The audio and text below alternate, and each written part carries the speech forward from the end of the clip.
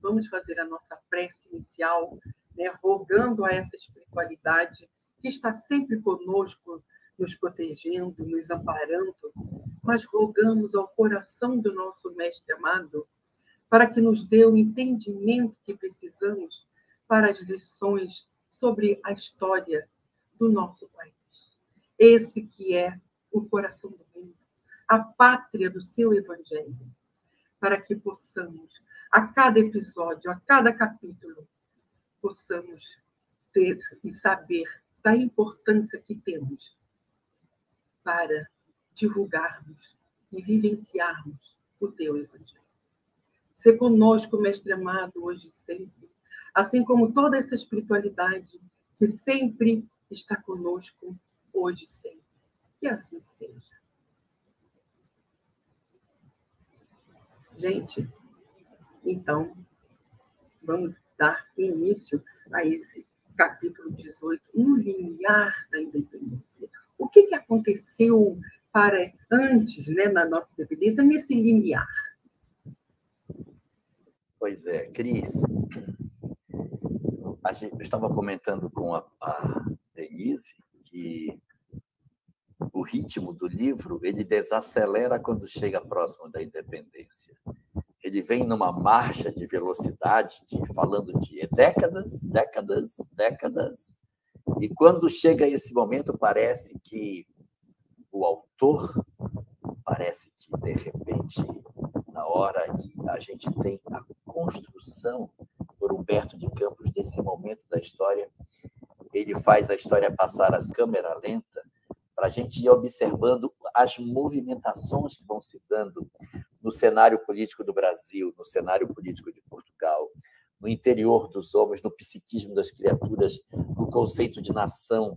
Então, ele vai virando a cena por diversos ângulos para que a gente possa contemplar esse episódio que agora vai completar 200 anos que aconteceu. Nós estamos no ano do bicentenário da nossa independência e, então, reveste de uma particular beleza nós retornarmos a essas cenas. Né? Eu, quando me preparava para estar na live aqui com vocês, amigos, hoje, e eu terminei a leitura do capítulo, comecei uma reflexão, né, que eu gostaria de poder compartilhar com vocês. Nem sempre autonomia significa independência, e independência significa autonomia. E eu acho que é essa lição que esse capítulo nos entrega. E aí é fantástico, Elahá, o seu comentário, no sentido de perceber isso, né? Essa desaceleração, essa proposta intrínseca, né, de Humberto de Campos, exatamente nos mostrando os bastidores dessa construção que, para o plano espiritual, não significava apenas independência. Eles gostariam de consolidar e continuam gostando até hoje, continuam estimulando até hoje a questão da autonomia, né? A autonomia, a maturidade do nosso país, a maturidade do legado que a pátria do Evangelho pode entregar para o mundo, né? Então, a gente vai ver, não só nesse capítulo, como no próximo, o autor espiritual já vem sinalizando desde o último capítulo 17, né? Tratado aqui, nesse espaço, de como foi elaborada carinhosamente, ou como foi elaborado carinhosamente esse processo de maturação do cenário brasileiro, né? Colocando aqui e ali elementos chaves para que a independência acontecesse, mas dentro de um embasamento e dentro de um alicerce, no mínimo, né? Que garantisse a ordem social, né? Que se distanciasse o máximo possível das lutas, das batalhas sanguinolentas, né? Então, eu acho muito bonito todo esse processo, e o capítulo nos entrega isso, todo esse processo preparatório, né? Dom João está voltando para Portugal, mas a condição aqui deixada em solo brasileiro era uma semeadura, né? Tem uma pergunta para você, Cris. Se Dom João VI não tivesse vindo para o Brasil, o ritmo de amadurecimento da sociedade brasileira e a proclamação da independência teria se dado na mesma condição que se deu? Ou ele foi importante? Foi, eu diria, não só importante, amigo Larra, como crucial. Crucial para que primeiro se consolidasse um Reino Unido, e essa consolidação de Reino Unido trouxe um ânimo diferenciado para aquele povo português que já se encontrava aqui, quer dizer, o português que entra no nosso país, né, antes colônia, simplesmente colônia, ele entra no país como na condição de colonizador português, cria vínculos afetivos com essa terra, cria identidade com os nascidos e criados aqui no Brasil e começam a formar uma nova categoria de habitantes, né? Os habitantes que tinham e nutriam por essa terra já um amor e uma admiração muito grande. Então, os portugueses eles foram se adaptando ao Brasil e aprendendo a amar essa terra. Inclusive, no começo desse capítulo, ou eu não me lembro se agora no capítulo 18 ou se isso foi mencionado no capítulo 17, Humberto de Campos comenta isso, que toda a atmosfera, né, todo o cenário encontrado aqui no Brasil foi, inclusive, lenitivo para o próprio Dom João VI. Capítulo 17. Que trouxe, né, todo um impulsionamento cultural para o Rio de Janeiro, que se torna a capital do reino, né? Alavanca tudo, alavanca cultura, alavanca estudo, alavanca ciência, alavanca sentimento de pertencimento nas pessoas, elas passam a se sentir próximas, né? Com condição de fazer a diferença na condução de uma nação. E é lenitivo para Dom João, que era uma pessoa e uma figura extremamente solitária, eu diria, intimamente solitária, triste, né? O povo português ele já é um povo dado a suspiros, né? Daí o fado, né? Daí o fado. O povo português ele já traz em si essa melancolia, que é característico do povo português.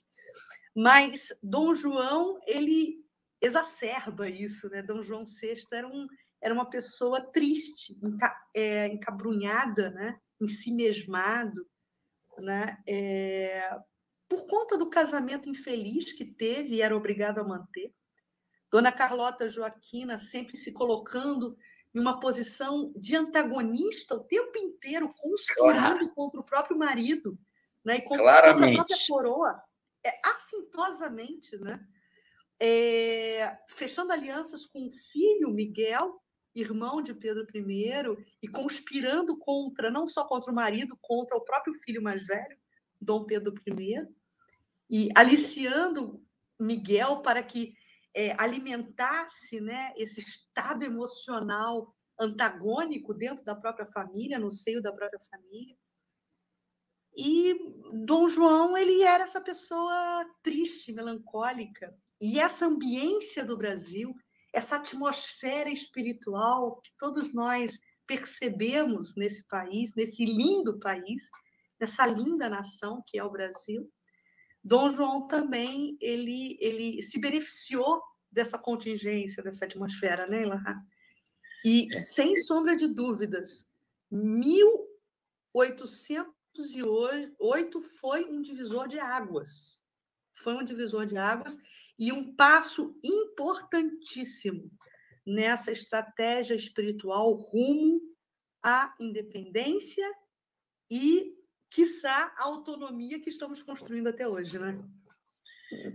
E existe uma coisa muito interessante, porque ele vem para o Brasil, e a gente até comentou isso na nossa última live, ele se apaixona por aqui. Cores, sabores, ritmos, e longe daquela perturbação de Lisboa. O país aqui tinha, pela figura do rei, uma reverência que não tinha em Lisboa. Lá ele tinha as articulações políticas, aquelas coisas desgastantes, a confrontação com os opositores. Aqui no Brasil havia aquela coisa, o rei é nosso, o rei é nosso. E essa ideia de que o rei está aqui, o rei está conosco, o rei está com a gente, abria para ele perspectivas muito maiores de felicidade. Então, ele não queria voltar. O desejo dele era permanecer do lado de cá. Mas aí, como você bem lembrou, havia do lado de lá do Atlântico uma insatisfação muito grande dos portugueses. Eles não estavam nada satisfeitos. 15 anos que eles estavam sem rei. 15 anos que o rei simplesmente não quis voltar, porque Napoleão Bonaparte já não era mais o imperador da França. Ele já podia voltar. Ele não quis voltar. Não, eu vou ficar por aqui. Aqui tá bom, vou ficando por aqui. E ele foi ficando. E as articulações políticas que aconteceram nesse período foram muito pesadas. Dom João VI voltou para Portugal quase que um prisioneiro. Uhum. Ele era quase um prisioneiro, porque ele vai na perspectiva de se oferecer em holocausto para que o filho não fosse, porque eles queriam que o menino fosse. O menino tem que vir. Ele disse, não, fica, Pedro. Eu vou. Mas ele vai para ser cativo. Ele vai, assim, aí a gente tem assim, aquela imagem, Dom João VI, comedor de coxinha de galinha e tal, mas ele toma uma atitude de uma superioridade espiritual muito grande nessa hora. Porque ele pode dizer, eu não vou voltar, vou ficar por aqui, mas a benefício do país, ele abdica da felicidade pessoal dele, porque a felicidade dele era ficar por aqui, vendo araras, periquitos passeando, comendo caju, que ele não sabia nem que existia. E aí, não, ele volta para ouvir os fados, né? Não sei nem se existia na época, mas para ver as mulheres com aquelas roupas bastante particulares, o cheiro do alecrim, e voltar para o frio, para aquelas noites de inverno gelado da Europa. Para ele é uma coisa difícil, mas ele toma a decisão de fazê-lo. E é interessante mostrar que a sua partida deixava um Brasil completamente distinto quando ele volta. A ideia de que o Brasil iria se separar já não era tão remota. A gente até viu no nosso último encontro as movimentações políticas que aconteciam em favor da República. A movimentação que acontecia em Pernambuco, na Revolução Pernambucana, todas as mobilizações que se davam, os bochichos que aconteciam no país inteiro sobre a perspectiva do Brasil ser independente. Por quê? Porque o rei estava lá e aqui era uma colônia. De repente, o rei vem para cá, eleva isto a uma categoria de Reino Unido e dá uma visibilidade. Por que nós não? Por que nós não? Aí você olha para os Estados Unidos e vê uma república se estabelecer em 1776. Olha para a França e vê a Revolução Francesa, que apavorava Dom João VI. Ele tinha pavor do que tinha acontecido na Revolução Francesa. Então, ele vai para Portugal, numa tentativa de aplacar a violência dos revoltosos, porque aquilo que aconteceu com Dom João VI, quem sabe, se ele se colocasse muito contrário, não sobrava para ele também alguma coisa assemelhada. Então, ele, por temor da força que surgia do povo naquele período de tantas mudanças, de tantas revoluções, ele começa, então, a promover uma aproximação dos desejos políticos da época, renunciando a si próprio, mas abrindo uma página nova dentro do cenário de Portugal, com uma chamada agora monarquia constitucional. Acabava o período do absolutismo português, do rei que representa pela sua vontade a lei, e diz, não, a partir de agora o senhor vai ser rei, mas tem uma regrinha. Vai ter uma constituição para o senhor seguir.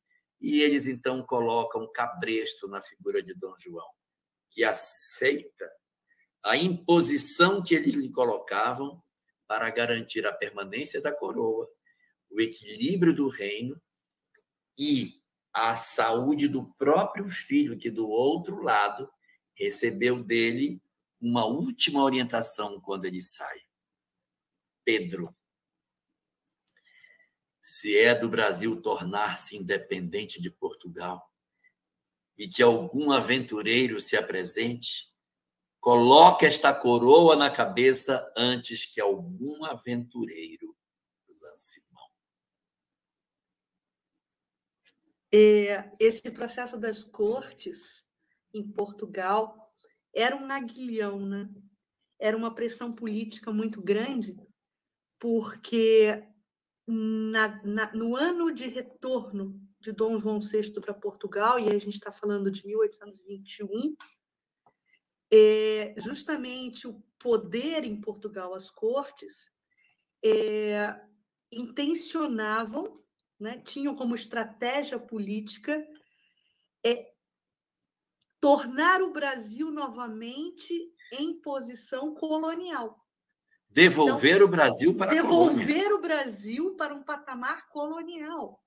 Sim. E aí, Dom João retorna dentro desse cenário com essa predisposição política das cortes, né? Também um jogo político muito acirrado pelas lideranças inglesas, que acabavam tendo uma função e uma influência muito forte nesse jogo de poder em Lisboa. A volta do monarca para Lisboa aplaca um pouco esse controle externo inglês, o que apazigua um pouco os ânimos em Lisboa, mas o que, ao mesmo tempo, incensa essa vontade portuguesa de tornar a dar ao Brasil uma função colonial. E aí, Elahá e Denise, eu compartilho com vocês um episódio, né, uma cena que eu guardo na minha memória, assim, na minha cabeça, né, da leitura que fiz desse livro, que é um livro que vai tratar sobre os bastidores da vida de Dom Pedro I e de Leopoldina, Dona Leopoldina, que o casal, eles adoravam fazer pequenas excursões pela Mata Atlântica do Rio de Janeiro, pelos morros, pelas montanhas, né, do Rio de Janeiro. E onde hoje nós temos a região da Lagoa Rodrigo de Freitas, nessa época era uma grande fazenda, um canavial, uma fazenda açucareira, produtora de cana-de-açúcar, né? Lavoura de cana-de-açúcar. E daí nós tínhamos aquele espelho d'água da lagoa, que é um espelho d'água natural. E naquele entorno existia, naquele momento, uma fonte, né, por onde o casal caminhava, uma fonte de água, e esse local é hoje chamado Fonte da Saudade. E ganha esse nome, Fonte da Saudade, porque ali se dá um importante diálogo entre o casal, Pedro e Leopoldina. Eles discutiam, eles refletiam entre eles o que seria deles caso optassem em retornar para a Europa. Leopoldina sentia saudades profundas da corte de Viena. Para ela, eu falava isso com Denise antes da gente iniciar a nossa live, para ela foi um choque tremendo, né? Se descobrir em um país tropical, né, que ela havia sonhado como se fosse o grande sonho, né, de um paraíso tropical, com um lindo noivo, né, um galante noivo, e ela chega aqui e vê que a realidade é completamente diferente da realidade que ela, menina moça, havia idealizado, né, quando veio para o Brasil e não conhecia ainda. Eles se casaram por procuração. Né? Ela casou com um príncipe. Um príncipe encantado. Um príncipe. Que viveria no paraíso tropical. E chega aqui e não é nada disso. Então, quando o casal está na fonte, ali ao lado da fonte, nessa excursão que faziam, eles debatem entre si quais seriam as perspectivas para a vida deles, né, enquanto monarcas, né, enquanto príncipes, se retornassem para a Europa. E Leopoldina, nesse momento, mostra a sua estatura moral, porque ela lembra a Pedro que, se eles retornassem para a Europa, a despeito de toda a abdicação que ela fazia, de toda a renúncia que ela fazia naquele momento, porque a vontade dela era voltar, era novamente respirar os ares europeus, a cultura europeia, a corte dos Habsburgos, né, que era a principal corte europeia daquele momento, e ela renuncia e diz a Pedro: Pedro, nós precisamos ficar, porque se nós retornarmos para a Europa, nós retornaremos como monarcas, mas não iremos reinar, porque a Europa já não nos apresenta um cenário propício para que continuamos a exercer uma liderança no cenário europeu. E ela complementa o raciocínio dela e sensibiliza Pedro, né? Ela fala: o Brasil precisa de nós, o Brasil precisa da nossa presença. Isso é muito louco. É muito doido, porque ela abdica. Imagina. Ela tem 20 anos. E ela abdica do bem-estar e de toda a sua emoção, de toda a sua vontade para um bem maior, para um planejamento maior. É lógico que, nesse momento, os amigos espirituais já atuavam sobre o casal. E daí por que fonte da saudade? Porque esse diálogo marca a saudade e a feliz decisão de Leopoldina, que sempre foi o esteio moral por trás de Pedro I. Ela era o esteio moral dele. Ela era a grande força motriz para que ele tomasse as decisões acertadas, né? Então, eu me emociono e me alegro, porque eu sei que esses diálogos aconteceram, isso estão relatados em documentos históricos, e nos mostra a grandeza espiritual e a grandeza moral de personagens, né? De pessoas que fizeram parte e fizeram a diferença nessa história, né? Ela era austríaca, não, Cris? Sim, ela é austríaca, filha de Francisco I, né? O Francisco imperador I da austro-húngaro, né? Dos Habsburgos. A sua família também é austríaca, não é? A minha família também é austríaca. Coincidentemente, somos austríacos, e eu tenho essa admiração muito grande por ela, muito grande. E existe uma coisa muito curiosa que os historiadores falam sobre ela. Ela e a irmã eram princesas da corte austríaca. E quando uma menina quando uma princesa, nascia a princesa, entendia-se que ela tinha que ser formada para ser princesa, para casar com um rei. Então, você tinha que pegar essa menina e dar a ela a formação, porque ela não seria princesa sempre, ela seria uma rainha, ela iria governar uma nação, ela tinha um destino grandioso. Então, cada criança, menina que nascia, era uma promessa de rainha.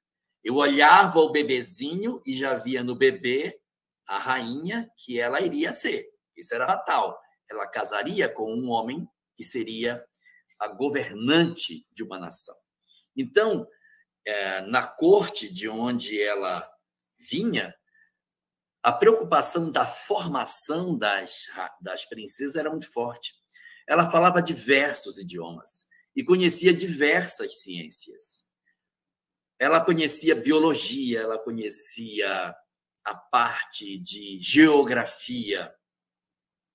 Quando ela veio para o Brasil, ainda jovem, com 19 para 20 anos, para casar com Pedro I, ela veio também para estudar o país.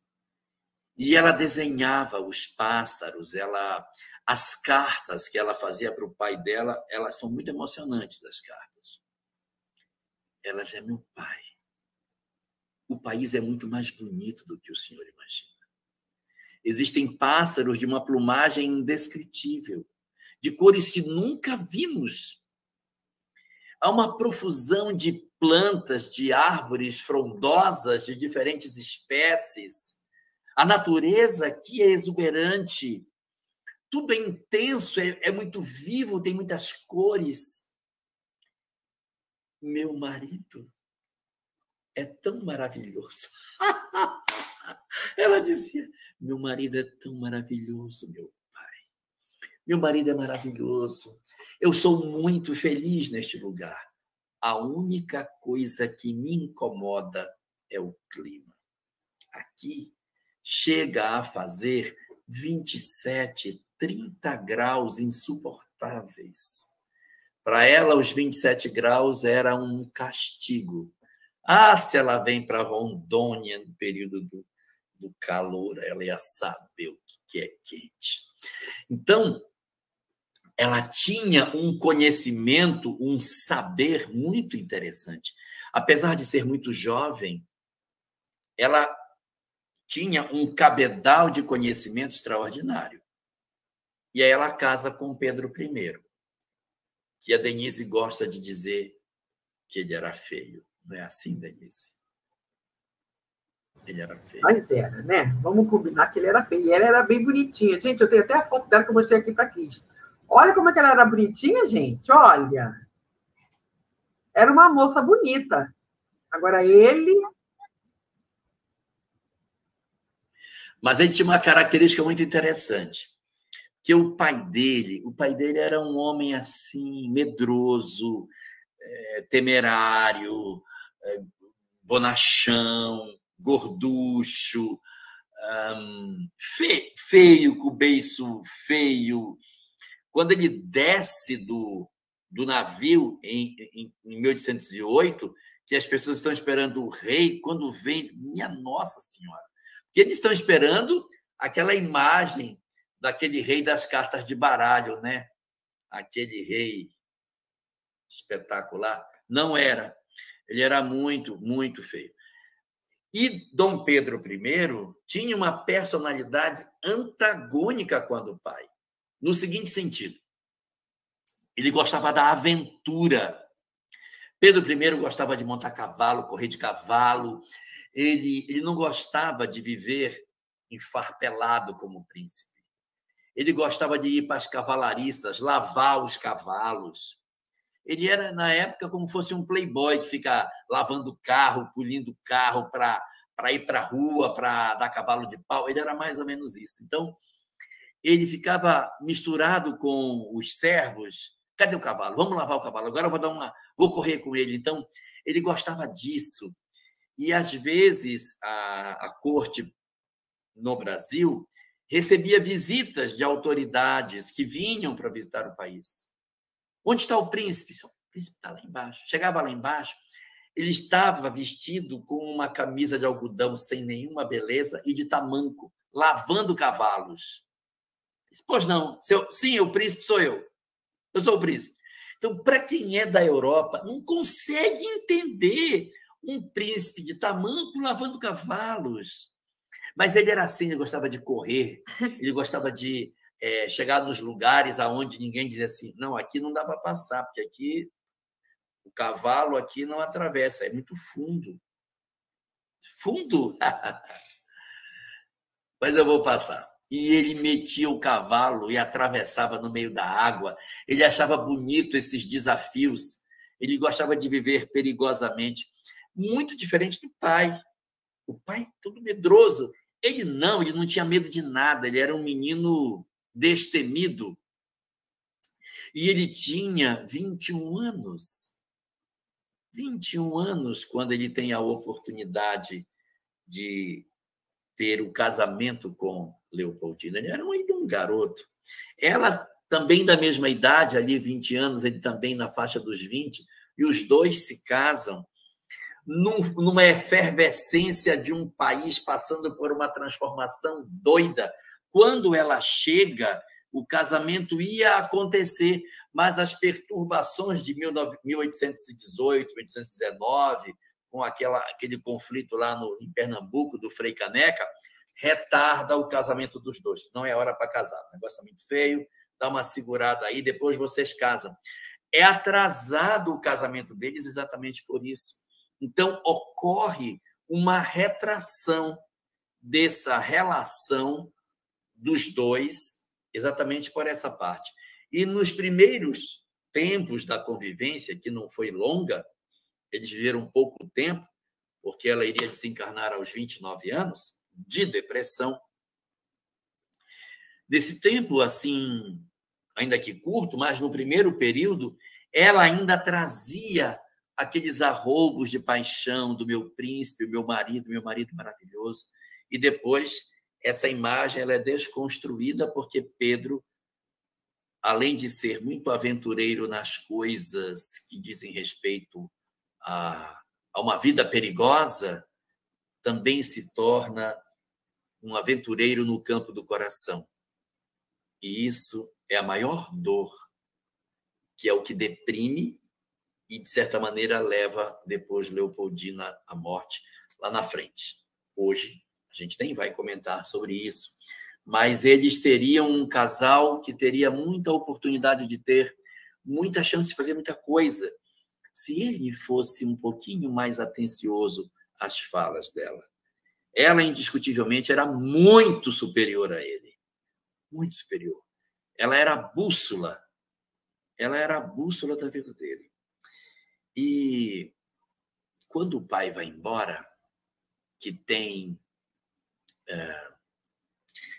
assim, esse momento de despedida do filho, o filho não pensa em separar o Brasil de Portugal. As cartas que são trocadas entre Pedro I e o pai, no ano de 1821, elas são cheias de muita doçura. Você não percebe nas cartas que eles trocam, nenhum interesse de Pedro de, opa, eu vou já pegar esse país para mim. Pedro estava querendo era curtir a vida, saborear a vida, curtir a vida. Sempre queria. E ele escrevia as cartas assim: meu rei e meu pai, a quem sou obediente até a morte. Espero que esta carta o encontre com saúde. Aqui as coisas vão bem. Então, ele sempre escrevia meu rei e meu pai, a quem sou obediente. Então, era uma declaração, no início de suas cartas, de uma adesão, de uma união, de um processo de integração entre esses dois povos, sem o desejo de romper. Só que do lado de Portugal isso não estava acontecendo. Do lado de lá, a coisa estava pegando fogo. O pai dele estava enfrentando uma barra pesadíssima. Aqueles até estavam comentando, né, que Carlota Joaquina se articula com Miguel querendo tomar o trono do pai, do marido, no caso. Pedro, que era o mais velho, ficou aqui, e ele levou o segundo para lá, que era Miguel. Na verdade, Pedro já era o segundo, porque o primeiro tinha falecido. Na família dos Orleans e Bragança, sempre o primeiro filho naquela época desencarnava e o segundo era que assumia o trono. Pedro também não era o primeiro filho de Carlota Joaquina, mas vivo era o primeiro e Miguel o segundo. Miguel vai com o pai para Portugal, junto com Carlota, e o pobre do Pedro fica do lado de cá. E se houvesse um conflito, Pedro assumiria. Mas Carlota Joaquina seduz Miguel e se encastela com ele numa oposição ao pai, que não consegue entender a cegueira do filho Miguel para tentar destituir o pai e assumir o controle do país. Por outro lado, a articulação política que acontecia em Portugal era muito ruim, porque eles fizeram uma jogada com os brasileiros, uma jogada muito amarga. Eles criaram como é que eu vou dizer? Uma assembleia de deputados. Essa Assembleia de Deputados tinha representantes de todos os países, Timor-Leste, de Goa, de Macau, de Moçambique, da Angola, do Brasil e de Portugal. Todos os reinos que eles tinham representantes. E aí, essa grande assembleia é que decidiria os destinos do Reino Unido de Portugal. A ideia não é linda? A ideia é linda. E essas vagas elas eram proporcionais à população de cada lugar. Então, Goa tinha pouquinho, Macau tinha pouquinho, Portugal tinha mais, Brasil tinha menos, mas tinha mais do que os outros. Então, era uma regra assim para tipo uma Câmara dos Deputados de hoje. Então, eles tinham essa representatividade. E eles, então, decidem convocar uma Assembleia Geral para definir os destinos dessas colônias, dos reinos e tal. E os deputados brasileiros viajam para Portugal para participar dessa Assembleia. E aí, Denise, olha o que vai acontecer. Quando eles estão no barco, a reunião começa. Eles são traídos pelos portugueses. Os portugueses mandam eles irem. Não, venham, vamos fazer a reunião aqui, podem vir. Aí, quando eles embarcaram, não tem mais como eles terem notícia, porque naquela época não tinha WhatsApp. Quando eles embarcaram, eles convocaram a reunião sem a presença dos brasileiros, dos moçambicanos, não sei o quê. Não, a gente decidiu reunir e nós já deliberamos. Nós temos a maioria, porque a maioria era português. Então, o volume de votos tornava as decisões soberanas. E entre essas decisões estava o retorno do Brasil à condição de colônia e a volta de Pedro para Portugal. Porque na hora que aqui não é mais um Reino Unido, qual é o sentido? Tem que ter um príncipe do lado de cá? Isso aqui é uma colônia, tem que ter autoridade, até porque uma autoridade aqui pode gerar até problemas se o cara querer libertar. Então, tem que dar um Ctrl+X nele, tem que dar um Ctrl+V nele em Portugal e rebaixar o Brasil à posição de colônia para manter a condição de poder da metrópole sobre as suas colônias. Então, esse é o cenário que está acontecendo e é o cenário no qual as movimentações políticas começam a acontecer.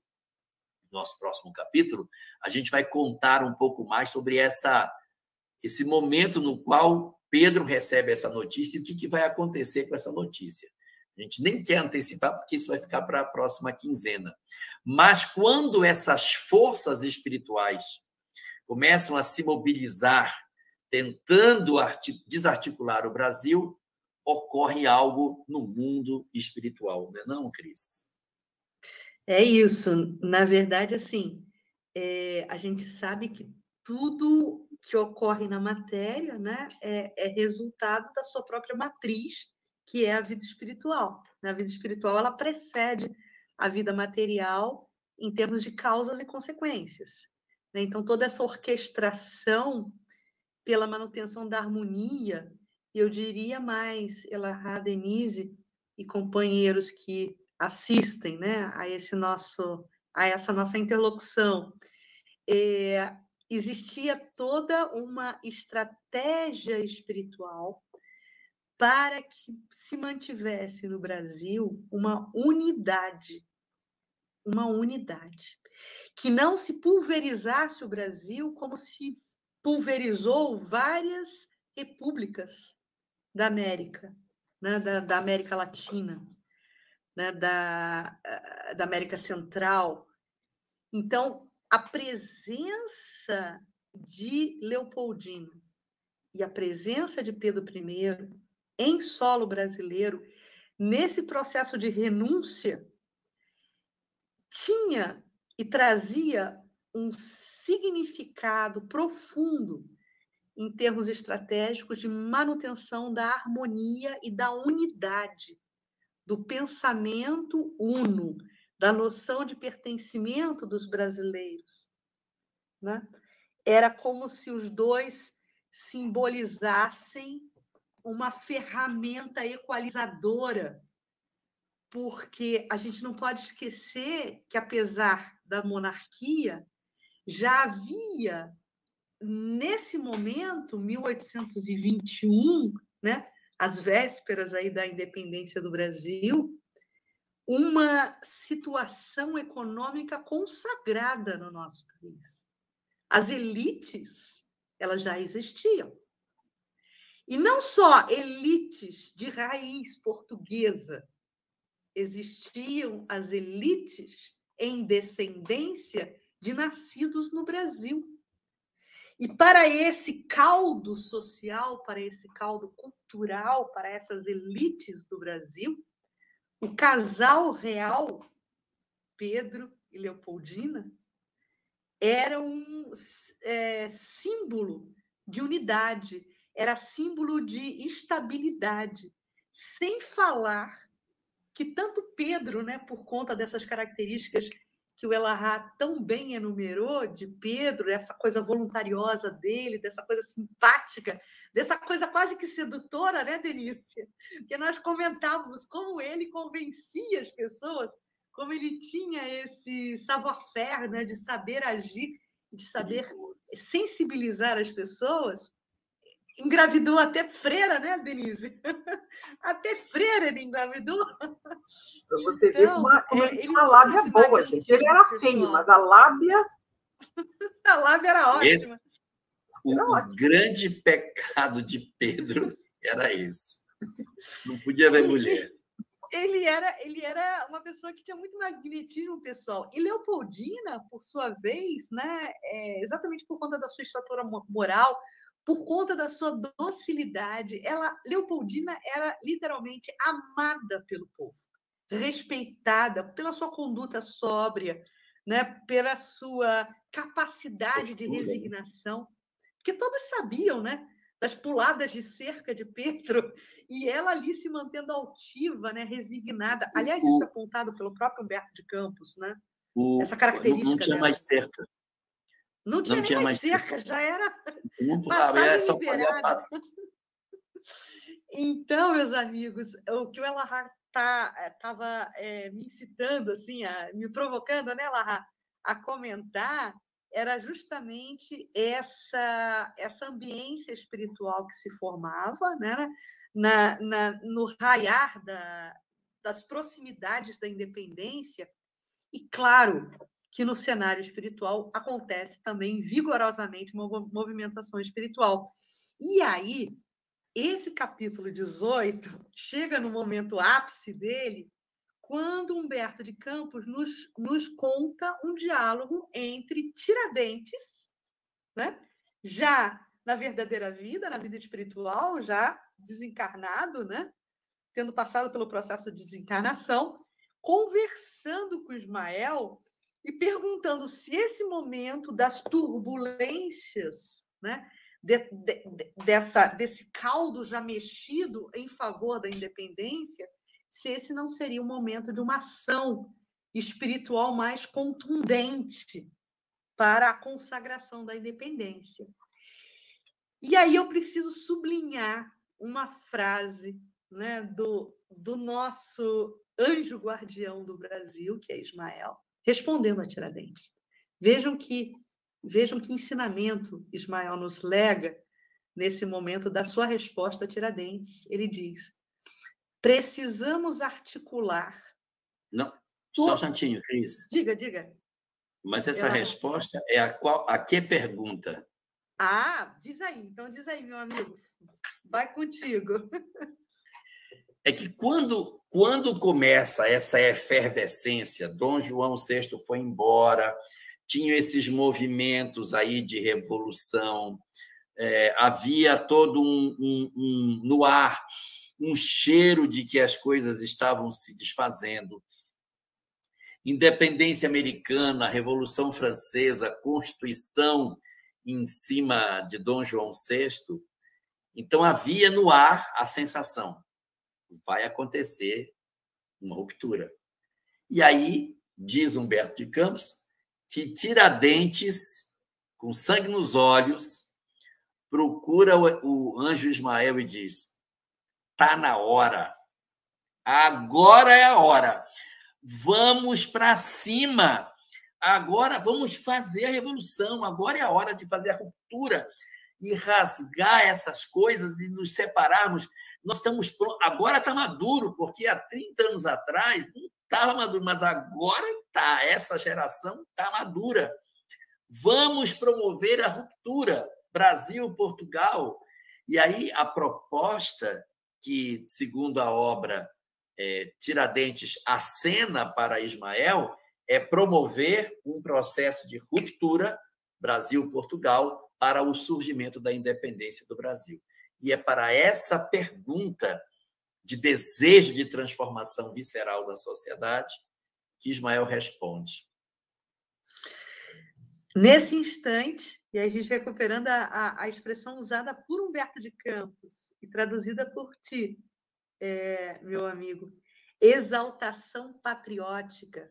Nesse momento de exaltação patriótica, que agora está na hora de irmos para cima, segundo Tiradentes, Ismael responde: precisamos articular todos os movimentos dentro da ordem construtiva. E aí eu lembro do que está escrito na nossa bandeira: ordem e progresso. E esse progresso, ele só é fecundo se construído dentro da ordem. Né? Ordem e progresso, que trazia uma máxima positivista, né, de Augusto Conte, né, bem característica da época em que a bandeira do Brasil foi pensada para trazer essa palavra de ordem, digamos assim. Então, ele diz: a ordem, articular todos os movimentos dentro da ordem construtiva. Por quê? A fim de que não se percam as finalidades do nosso trabalho. Então, o que importa é, sim, não apenas o conteúdo dos nossos atos, como a forma dos nossos atos. Isso é um grande ensinamento. Né? É um ensinamento que, por exemplo, a Revolução Francesa não soube acolher. O conteúdo, o pano de fundo era ótimo, mas a forma como foi realizada não foi uma forma bacana. Né? Isso é um grande ensinamento para a gente. Porque também tem uma coisa, né, Cris? Quando ele fala dessa finalidade do nosso trabalho, nesse instante, o trabalho não era só a independência. Sim. Mas e a evangelização desse país, como é que ficaria? E essa ruptura, ela teria que ser com o mínimo de trauma possível. Uhum. Ela precisava ser feita com menos trauma. E o que se observa nas nações, que vocês vão observar isso nas outras nações, que eu vou citar aqui Estados Unidos, França e todas as colônias hispânicas, quando transita para um regime automaticamente não monárquico. Então, há uma fratura na história.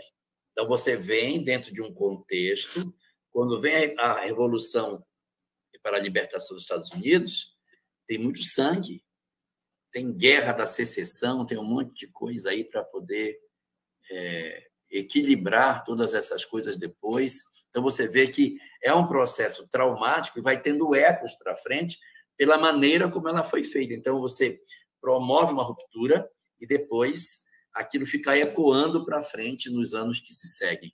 Quando você vai para as colônias hispânicas, a mesma coisa aconteceu. O regime monárquico espanhol foi substituído por regimes republicanos. A mesma coisa acontece na França, mas no Brasil ocorre uma mudança que é como se fosse um degrau para mudar. Eu estou no regime monárquico, ou na condição de colônia, eu transito para a condição de Reino Unido e depois eu desacoplo.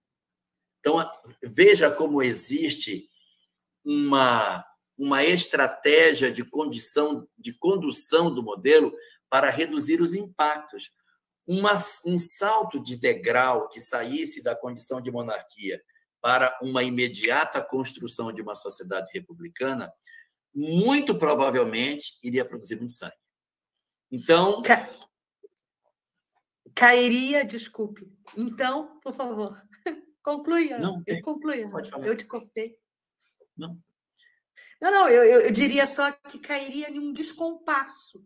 É exatamente isso que você está construindo. A gente vê que a coisa vem paulatinamente sendo construída dentro de uma lógica. E se fosse precipitada a ação, denotaria e traria uma característica de descompasso. Eu vou me antecipar, porque, como eu já estou muito velhinho, eu não sei se eu vou estar aqui para discutir a queda do segundo reinado e a transição para a República, mas tem uma frase de Deodoro importantíssima. Quando Deodoro encontra o ministério de Dom Pedro II ali encastelado dentro do quartel do Exército, o Deodoro entra e diz assim: os senhores estão todos demitidos de seus cargos. Todos. Eu os destituo de todos os seus cargos. Vocês não são mais ministros. E o novo ministério eu vou conversar com o imperador para a gente ver como é que a gente faz. Como assim vou conversar com o imperador?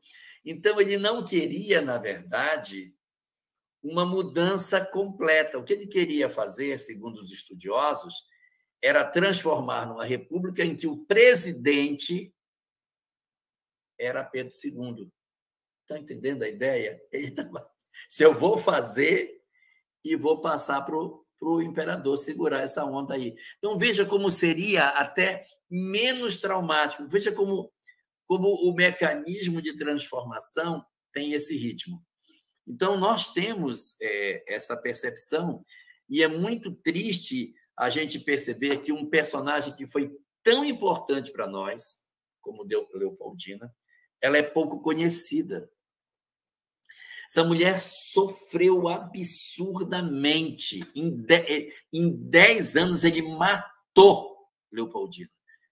Ela perde todo o interesse pela vida, ela não aparece mais nas festas, ela se tranca nos quartos, ela não vai mais.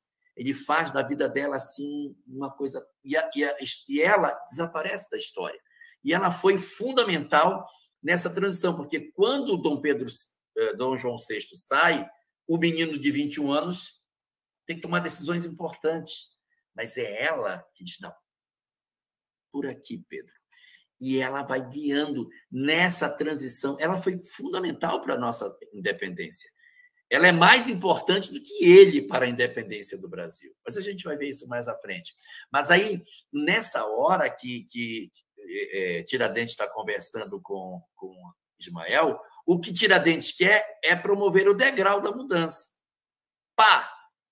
E o Ismael disse: não, pera, calma. Não é necessário ter tanta avidez pela mudança. Aqui nós temos condição de construir com mais equilíbrio o processo da transição, com menos sangue. E tem uma outra fala dele, de Ismael, que me chamou a atenção, em relação à educação. Quando Ismael fala: precisamos difundir a educação individual e coletiva dentro das nossas possibilidades, formando os espíritos antes das obras. Tamanha preocupação dele também com a educação desses espíritos que estavam aqui, justamente antes das obras, ou seja, antes de acontecer o tão sonhado independência como era para Tiradentes, né? Eu quero até aproveitar para falar um negócio aqui, porque esse é um assunto que sempre volta. Antes que ninguém, não sei nem se alguém já perguntou, mas antes que alguém pergunte, eu já quero relembrar isso, é que o planejamento espiritual não é o destino. Os mentores planejam e os homens executam, mas não executam o planejado. Então, é como se fosse assim, você, para levar o barco à vela nessa direção, se o vento está soprando aqui, você vira a vela para lá, vira para... Você coloca a vela nas posições mais absurdas para que o barco vá assim, depois vá assim, depois ele vai assim, e para ir para frente. E isso faz com que a gente observe muitos equívocos na história do país. Uma série de páginas dolorosas que a gente vai ver depois da independência, muito sangue na Sabinada, Balaiada, Guerra do Genipapo, Cabanagem e todas as demais guerras que a gente teve, Farroupilhas, etc. Essas lutas que aconteceram no país, claro que elas não pertenciam ao planejamento, assim como muitas coisas. Não se esperava que Pedro I tivesse uma conduta tão reprovável na relação com Leopoldina. Essa mulher poderia ter sido fantástica para ele. Ele perdeu o anjo da vida dele. Ela é como se fosse, guardada as devidas proporções, uma Lívia. E ele, pela maneira como ele trata, ele mata a mulher que seria a sua bússola. Ele destrói a mulher que seria o roteiro para a vida dele, pelas condutas equivocadas que ele tinha. Então, você vai perceber aí toda uma movimentação muito infeliz que ele desenvolve, e ela consegue orientar, mas de um certo tempo para frente, ela desencarna, acho que é em 26, então ele já não tinha mais aquela mulher extraordinária para ajudá-lo nas transições futuras que o país iria passar. Ela só assiste a independência e 5 anos depois ela já está desencarnando. Fenecendo, né? É como se fosse assim, como se ela fosse uma rosa que desabrochou e ela morreu sufocada pela falta de água, pela falta de sol. Uma alma extremamente sensível que não foi cuidada, aí ela murcha. Ela definhou. Ela define e morre. E como vocês estão pontuando, né, meus amigos, o tempo certo das coisas, né? O processo de maturação do momento ideal para que não se dê esse pulo, né, esse descompasso, quando a gente está falando de estratégia espiritual.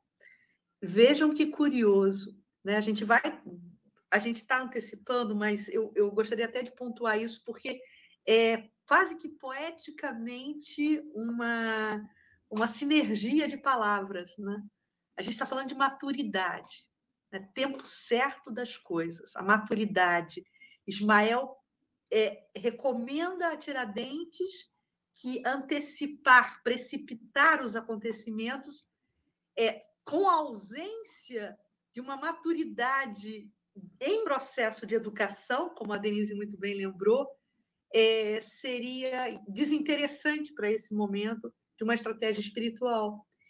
E quando a gente se lembra, né, das palavras motivadoras de Leopoldina para Pedro, quando ela escreve uma carta de próprio punho, né, cuja carta é analisada e descrita por José Bonifácio como sendo uma carta incomum, de uma redação magistral de um super diplomata, e era uma menina que escrevia a carta, uma mulher que escrevia a carta para o seu marido que estava retornando de São Paulo para o Rio de Janeiro, tentando conter algumas situações de rebeliões pelo país. Ela escreve: Pedro, o fruto está maduro. Olha a expressão que ela usa. O fruto está maduro. Ela pontua o momento ideal da maturação. Colhe-o. O fruto está maduro. Colhe-o, senão você perderá o tempo. Ele apodrecerá. Então, é uma janela que dá. A janela que se abre, né? Abre-se, né? Aquele momento do timing exato da ação, né? Da ponderação, né? Auspiciosa, que recomendava a Pedro: age agora, porque senão você vai perder a oportunidade dessa sequência, né? Dessa confluência espiritual que já estava se organizando. O senhor acredita que o Espiritismo está ajudando a rever e levantar a verdadeira história do Brasil e Portugal? Eu não sei se o Espiritismo, mas tem tido muitas releituras da história do Brasil e Portugal, independente do Espiritismo. Muitas cartas. Tem muita gente que está resgatando cartas trocadas entre pessoas durante períodos históricos. Então, centenas de cartas foram encontradas. Então, você relê a história pelo que as cartas vão contando, o que vai dizendo. Olha, ele diz isso, aquele... Então, vai vendo as mudanças a partir dos relatos que as pessoas vão fazendo. É uma maneira muito interessante de compor a história a partir daquilo que foi escrito pelas testemunhas oculares daquilo que aconteceu.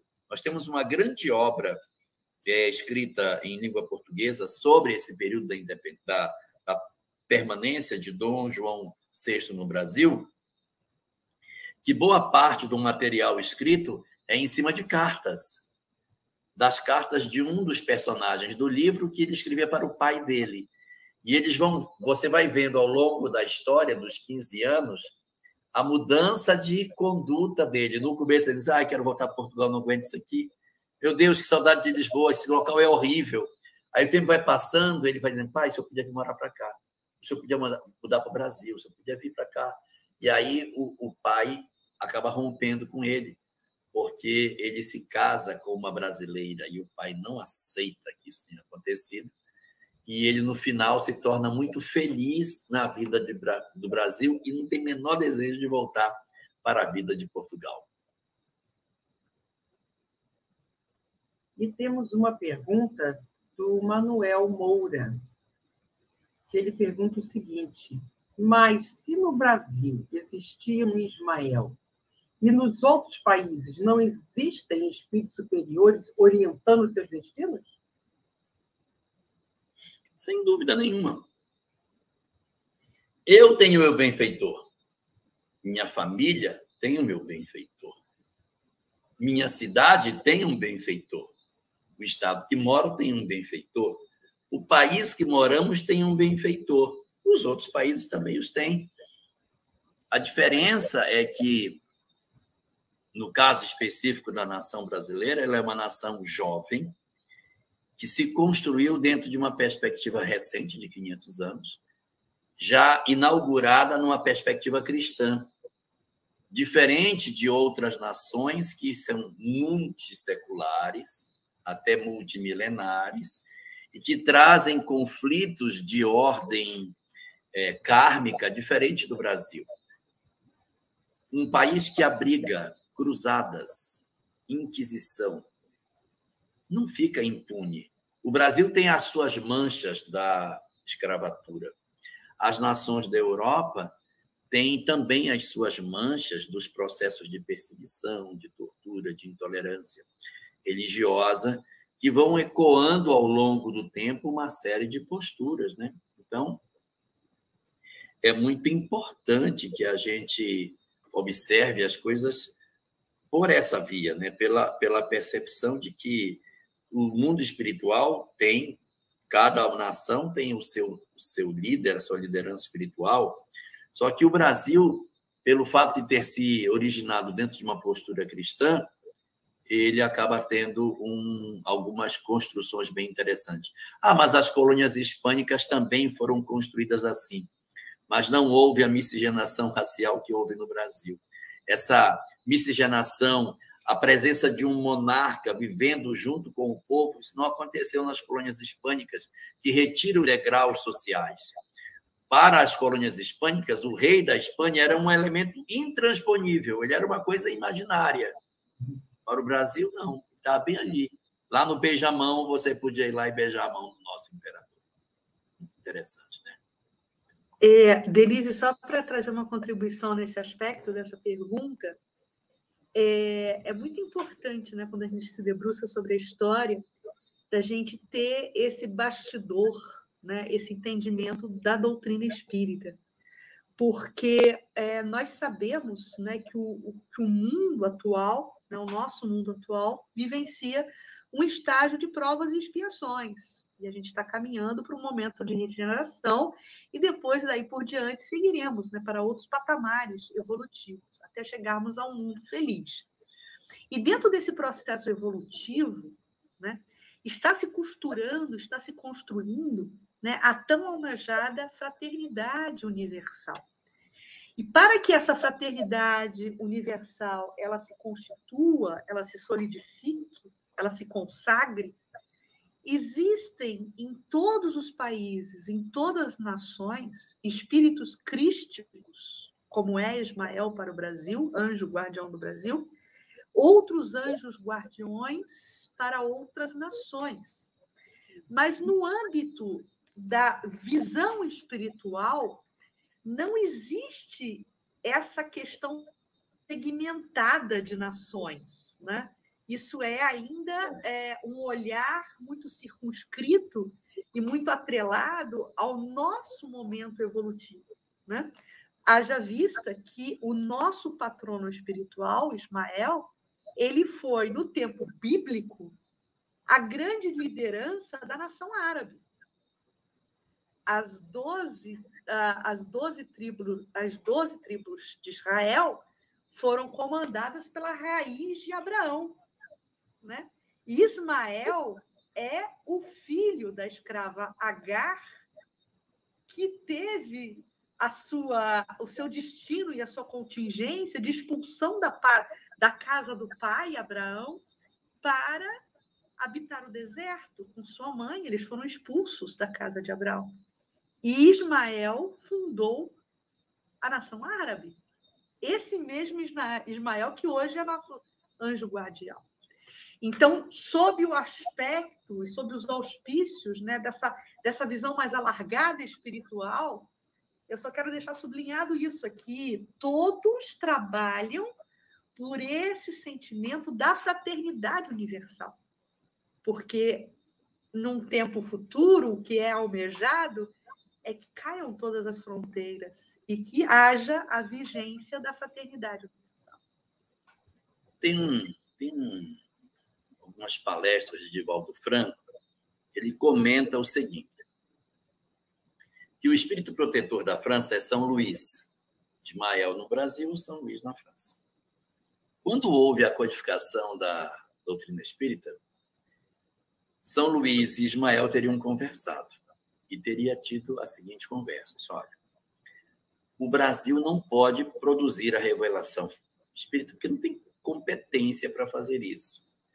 Vai ser feito na França, mas depois a gente leva a revelação para o Brasil. Ismael disse, não, tranquilo, recebo pronto, não tem problema nenhum.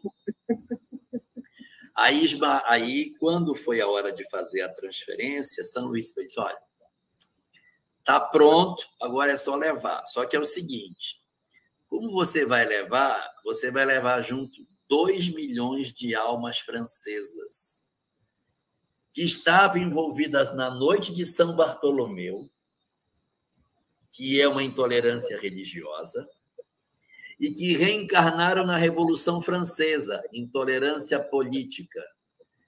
E eles irão para o Brasil. e você vai dar uma arrumada nesses caras lá.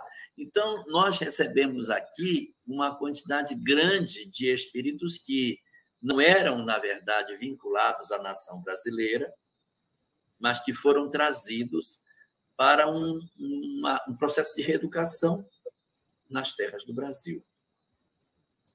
Eles estão entre nós, antigos revolucionários da época da Revolução Francesa, homens que perderam a vida nas guilhotinas, os inflamados revolucionários que gritavam liberté, égalité, fraternité, ao lado daqueles outros matadores de huguenotes nas noites de Paris, no 24 de agosto de 1572, tão bem descrito na obra Nas Voragens do Pecado, que conta os bastidores da noite de São Bartolomeu e a perturbação espiritual daquele incidente terrível. Né?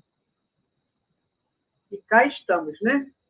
Cá estamos. E aí você vê que não tem essa de... Não, o Ismael diz, não, cara, te vira com os teus lá, que eu já tenho um monte de gente que vai me preocupar. Não, existe um processo de integração.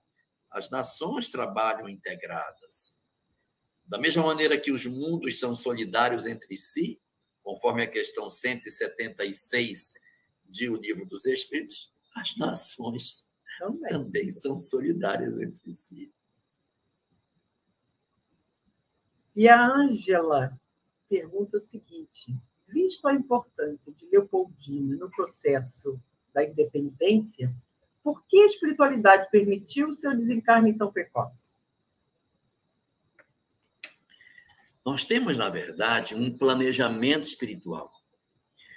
Pedro I tinha todas as condições de ser um marido fiel, correto, com suas imperfeições, como todas as pessoas têm, mas ele tinha condições de assim não ser. E ela, na condição de espírito mais elevado, sabia das possibilidades de queda, mas aceita vir mesmo nessas condições para cumprir uma missão de promover o processo de transição de uma nação. Ela renasce na Áustria na perspectiva de colaborar nessa ponte na transição da história do Brasil, fazer a nação atravessar a ponte da sua independência. E quando ela está aqui, ele faz as ações mais indesejáveis possível na relação com ela. Ela sabe que isso era uma possibilidade. E aí vem o lado dela. Quando Públio Lentulus fez a mesma coisa com Lívia no livro Ave Cristo, ela sublimou o sentimento e poderia ter guardado ódio, ter guardado mágoa, ter deprimido, ter se vingado, ter envenenado, ter fugido. Ela poderia ter tomado 1000 atitudes. Ele, inclusive, separa o quarto dele do dela. Quem tem uma leitura atenciosa do livro vê que, na véspera do dia que ele vai homenageá-la, ele foi até a porta do quarto dela e a ouviu cantando e voltou. Então, ela tinha um quarto, ele tinha outro. Ele separou os quartos. Ele a condenou a ser uma serva. Ele retirou todas as autoridades que ela tinha. E qual foi a atitude que ela tomou? O silêncio, a busca da espiritualização, e ela não deprimiu. Leopoldina era uma alma extremamente sensível, mas ela não suportou. Ela poderia ter mobilizado recursos dentro de si e ter conseguido, de repente, reagir a esse fenômeno. Mas ela não reagiu. Numa das últimas cartas que ela escreve para o pai dela, ela relata todos os sofrimentos que ela está passando. E o pai escreve assim: que ser desgraçado é este meu gênero.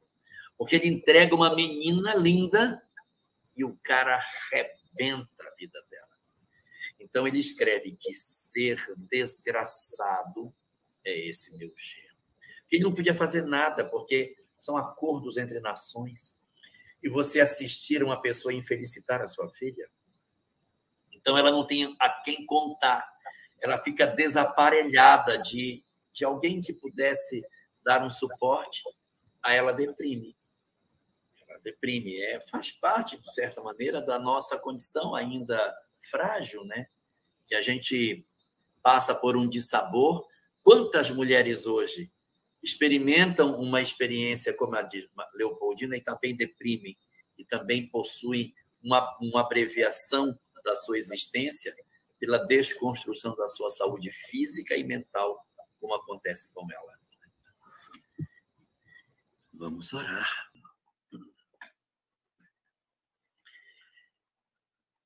Senhor Jesus, dos dias que se aproximam, que celebram os 200 anos de independência do Brasil, os nossos corações emocionados se voltam para os teus desígnios superiores para agradecer-te do fundo dos nossos corações a oportunidade que concedeste ao planeta de ofereceres um espaço para o exercício do amor, da fraternidade e da espiritualidade sob as bênçãos da tua mensagem de consolação e esperança.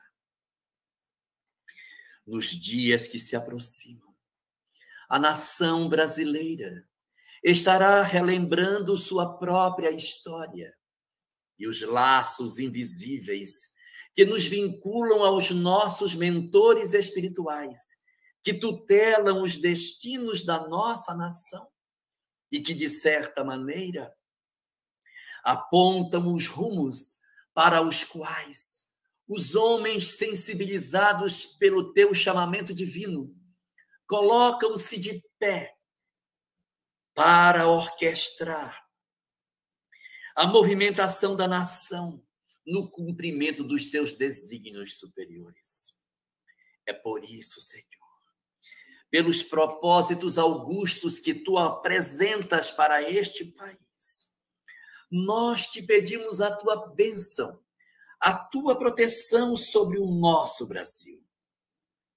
Estende o teu amor sobre todos os espaços da nação brasileira, do ponto mais ao norte ao ponto mais ao sul, e desde a extensão a oeste e a leste, derramando as tuas bênçãos sem par, promovendo harmonia e serenidade em todos os espaços da nossa sociedade. Conduze-nos na direção de entender que somos todos verdadeiramente irmãos e que nos une o fio que tu traçaste através da tua mensagem de amor, ligando todos os nossos corações no propósito de compreender para melhor sermos úteis. Deita, assim, o teu amor, não somente sobre o povo que aqui vive, não somente sobre todos nós que aqui participamos da sociedade visível, mas estende o teu amor sobre as entidades desencarnadas, vinculadas à história do nosso país, que através dos laços que nos vinculam espiritualmente, atuam sobre as nossas mentes, promovendo arroubos de virtude ao lado da loucura, do desequilíbrio, da divisão e do ódio, impedindo que possamos relembrar o amor e os propósitos que tu apresentas para este país. Por isso te pedimos que tu protejas a todas as autoridades do nosso país. Rogamos-te, Senhor, que os espíritos benfazejos, que teu tutelado Ismael possa exercer o papel de estender as suas mãos sobre o comando desta nação, sobre todos aqueles que, de maneira direta ou indireta, possuem alguma influência sobre os destinos do nosso Brasil. Os homens que decidem a nossa história, aqueles que a quem está designado reunirem-se em assembleia para definirem os destinos do nosso planeta, que eles possam receber nesse momento as melhores energias do mundo espiritual, dissolvendo possíveis vinculações inferiores e facilitando com que eles recobrem a lucidez quanto à importância do amor na presidência dos nossos atos. Que eles relembrem o amor na primazia das nossas ações diante da nossa sociedade. Que todos eles e suas famílias, seus esposos e suas esposas, seus filhos e seus pais, que suas famílias também sejam envolvidas para que um ambiente de paz, de harmonia e de serenidade facilite com que seja despertado no fundo de suas consciências os propósitos que cada um deles tem nessa orquestração da nação que se levanta. Senhor, são incontáveis os homens sobre os quais repousam os destinos deste país. Mas não te esqueças de nenhum deles, desde o mais simples dos teus servidores, que coloca o menor dos tijolos para construir os destinos do país, até aqueles outros que possuem as decisões magnas sobre a nossa nação. Misericórdia sobre eles e nós, Senhor. Misericórdia para todas as nossas almas frágeis e tão suscetíveis às influências espirituais. Que o teu amor consagre a nossa nação para um trânsito sereno nos dias e meses que se aproximam, para que as decisões que tenhamos que tomar sejam motivadas pelo amor, sejam motivadas pela paz, sejam motivadas pela integração e serenidade da nossa nação.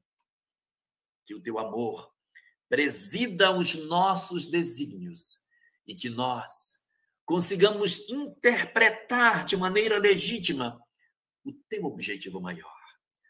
Não deixa que nos percamos mais uma vez, para que tenhamos que fazer depois um longo caminho de retorno para o trilho daquilo que tu desenhas para nós. Diz-nos, Senhor, no fundo de nossas consciências, o que temos que fazer para aproximar o amor daquilo que o Brasil precisa experimentar. Derrama assim as tuas bênçãos sobre nós, Senhor.